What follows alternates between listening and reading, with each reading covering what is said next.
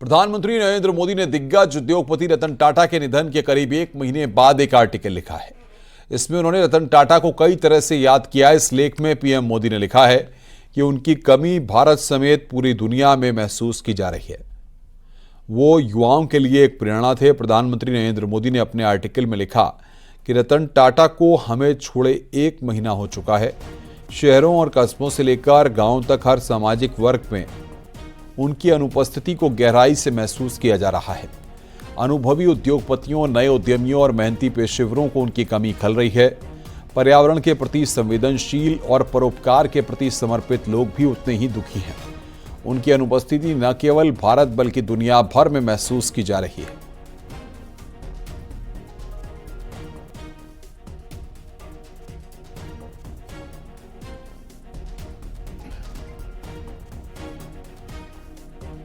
तो संकट के समय रतन टाटा आगे रहते थे। प्रधानमंत्री ने यहां पर अपने आर्टिकल में तमाम बातों का जिक्र किया है। उन्होंने कहा कि रतन टाटा को हमें छोड़े एक महीना हो चुका है। शहरों और कस्बों से लेकर गांव तक हर सामाजिक वर्ग में उनकी अनुपस्थिति को गहराई से महसूस किया जा रहा है। अनुभवी उद्योगपतियों, नए उद्यमियों और मेहनती पेशेवरों को उनकी कमी खल रही है। पर्यावरण के प्रति संवेदनशील और परोपकार के प्रति समर्पित लोग भी उतने ही दुखी हैं। उनकी अनुपस्थिति न केवल भारत बल्कि दुनिया भर में भी महसूस की जा रही है। तो प्रधानमंत्री ने यहाँ पर रतन टाटा को लेकर एक आर्टिकल लिखा है, जिसमें इन तमाम बातों का जिक्र प्रधानमंत्री ने अपने आर्टिकल में किया है, जिसको हम आपको बता रहे हैं। प्रधानमंत्री नरेंद्र मोदी ने अपने आर्टिकल में इन तमाम बातों का जिक्र यहाँ पर किया है। तो रतन टाटा की याद में प्रधानमंत्री ने लेख लिखा है। ये बड़ी खबर इस वक्त हम बता रहे हैं। दुनिया में महसूस की जा रही है उनकी कमी। प्रधानमंत्री ने अपनी यादें जो हैं वो साझा की हैं।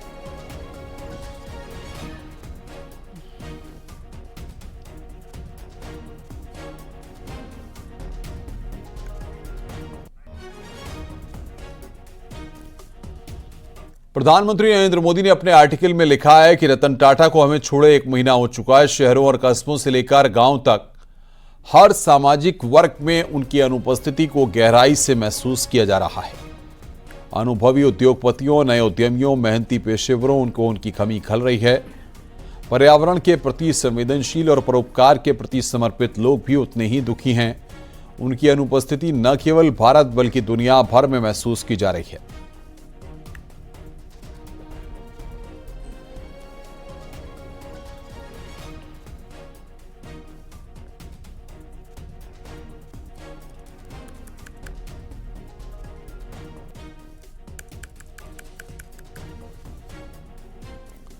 उत्तर प्रदेश में पुलिस का ऑपरेशन लंगड़ा लगातार जारी है। आगरा और गोरखपुर में पुलिस का बदमाशों से एनकाउंटर हुआ।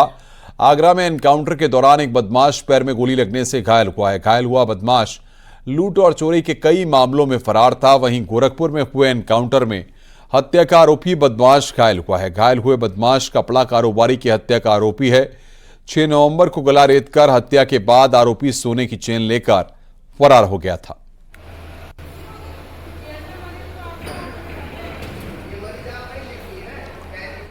सहारनपुर में प्रॉपर्टी विवाद को लेकर खूनी संघर्ष हुआ है। दो पक्षों में लाठी डंडे और धारदार हथियार चले। खूनी संघर्ष का वीडियो सोशल मीडिया पर वायरल हो रहा है। मामला देवबंद क्षेत्र के बहेड़ा गांव का है। दोनों पक्षों में 6 से ज्यादा लोग घायल हुए हैं, जिनमें से एक लड़के की हालत गंभीर है। दोनों पक्षों की ओर से थाने में मुकदमे दर्ज किए गए हैं।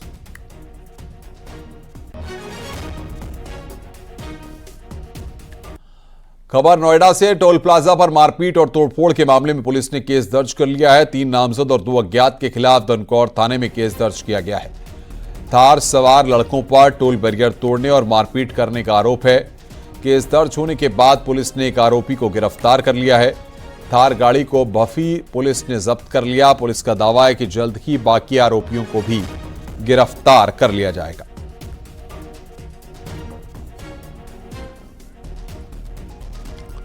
कुशीनगर में नाबालिग की गला रेतकर हत्या कर दी गई। नकाबपोशों ने किशोरी के पिता पर भी हमला किया है। नाबालिग के पिता भी घायल हैं। घर में रखे 1.5 लाख रुपए भी लूटने का आरोप है। घटना नेबुआ नौरंगिया थाने के नौरंगिया नौका टोला की है। लड़की के घायल पिता के मुताबिक हमलावर 3 थे। उन्होंने मुंह पर कपड़ा बांध रखा था।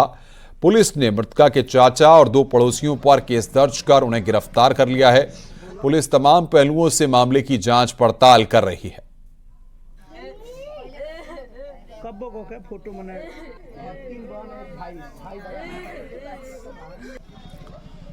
महाराजगंज पुलिस ने ऑनलाइन धोखाधड़ी करने वाले गिरोह का पर्दाफाश किया। साइबर थाना पुलिस ने 2 साइबर अपराधियों को गिरफ्तार किया। सोलर प्लांट की डिस्ट्रीब्यूटरशिप दिलाने के नाम पर 12 लाख रुपए की ऑनलाइन धोखाधड़ी का आरोप है। दोनों आरोपी हिमाचल वर्मा और अमरजीत वर्मा सुल्तानपुर के रहने वाले हैं। पीड़ित ने डिस्ट्रीब्यूटरशिप के लिए ऑनलाइन फॉर्म भरा था। आरोपियों से पीड़ित से संपर्क कर अलग अलग चार्ज के नाम पर करीब 12 लाख रुपए ट्रांसफर कराए। 40 लाख की डिमांड करने पर पीड़ित को शक हुआ तो पुलिस से आरोपियों की शिकायत की। 2 अभियुक्त अमरजीत वर्मा और हिमाचल वर्मा जो जनपद सुल्तानपुर के रहने वाले हैं, इनके द्वारा फर्जी वेबसाइट बनाई गई और 12 लाख रुपए की धोखाधड़ी की गई। इनके द्वारा एक टाटा सोलर प्लांट की डिस्ट्रीब्यूशन से संबंधित एक वेबसाइट तैयार की गई थी, जिसमें पूरा फर्जी तरीके से वेबसाइट तैयार की गई और जो एप्लीकेंट थे उनको गुमराह करते हुए 12 लाख रुपए ऐंठे गए। इनके पास से जो बरामदगी हुई है वो 2 चेकबुक जो पश्चिम बंगाल राज्य से संबंधित एक बैंक की है और एक पासबुक है, वो भी पश्चिम बंगाल राज्य के एक बैंक से संबंधित है और 2 मोबाइल फ़ोन बरामद हुए हैं। 4 रेलवे टिकट गया पटना जाने से संबंधित। इनका जो गैंग जो ऑपरेट किया जा रहा है वो गया से ऑपरेट किया जा रहा है और इनकी जो टिकट प्राप्त हुई है।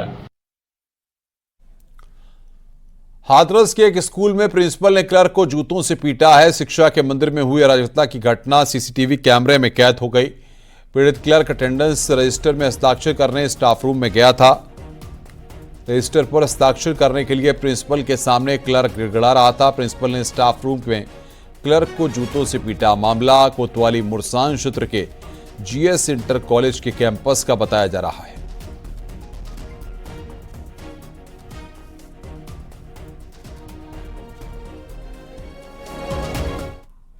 और आइए आज हम आपको लिए चलते हैं ओल्ड लिपुलेख की यात्रा पर। 18,500 फीट की ऊंचाई पर मौजूद ओल्ड लिपुलेख भारत चीन की एलएसी पर मौजूद है। इस इलाके से तिब्बत में मौजूद कैलाश पर्वत के साक्षात दर्शन होते हैं, लेकिन यहां तक पहुंच पाना इतना आसान नहीं है। कई 100 किलोमीटर का कठिन पहाड़ी सफर होने के अलावा यहां पहुंचने के लिए हजारों फीट की ऊंचाई भी पार करनी होती है। न्यूज 18 देश का पहला चैनल है जो ओल्ड लिपुलेख तक पहुंचा है। देखिए हमारी एक खास रिपोर्ट।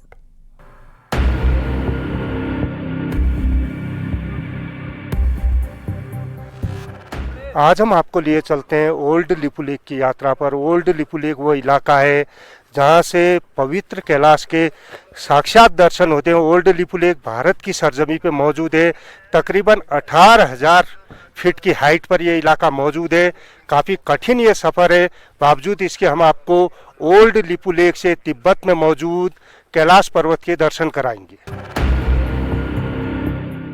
चाइना बॉर्डर पर एलएसी में मौजूद ओल्ड लिपुलेख वो इलाका है जहां से पवित्र कैलाश के दर्शन आसानी से हो जाते हैं, लेकिन यहां पहुंचने के लिए उत्तराखंड के पिथौरागढ़ से 220 किलोमीटर का सफर गाड़ी से तय करना होता है। धारचूला के बाद से ही यह सफर खासा कठिन है। ऊंची पहाड़ियों के बीच खतरनाक रास्तों को पार कर यहां पहुंच सकते हैं। 10,000 फीट की ऊंचाई पर मौजूद गुंजी से ओल्ड लिपुलेख की यात्रा हर पल कठिन होते जाती है। हायर हिमालय के खतरनाक रास्ते और लगातार कम होती ऑक्सीजन यहां जाने वालों की परीक्षा लेती है। 2020 से कैलाश मानसरोवर यात्रा पूरी तरह से बंद है।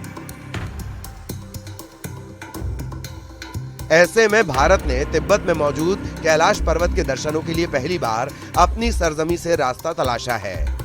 ये रास्ता कई चुनौतियों से भले ही भरा हो, लेकिन यहाँ से पवित्र कैलाश के दर्शन के लिए चाइना पर निर्भर नहीं होना पड़ता।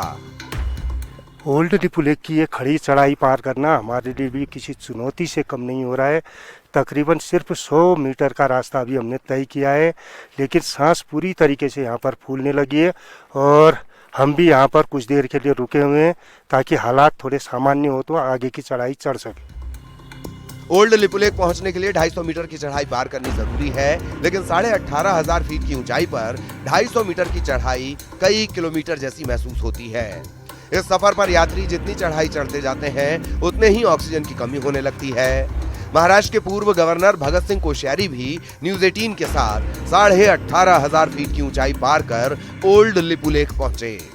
वहीं महाराष्ट्र के पूर्व राज्यपाल भगत सिंह कोश्यारी ने यह दुर्गम यात्रा 82 साल की उम्र में की है। ओल्ड लिपुलेख पहुंचने पर बर्फीली हवाएं आने वालों का स्वागत करती हैं। यहां ज्यादा देर तक रुक पाना भी हर किसी के बस में नहीं, लेकिन हमारी टीम ने यहां पहुंचकर तिब्बत में मौजूद कैलाश पर्वत को न्यूज 18 के कैमरे में कैद किया। ये यात्रा भले ही दुनिया की सबसे कठिन यात्राओं में से एक हो, लेकिन ओल्ड लिपुलेख से कैलाश पर्वत के दर्शन हर किसी को रोमांचित करने के लिए काफी हैं।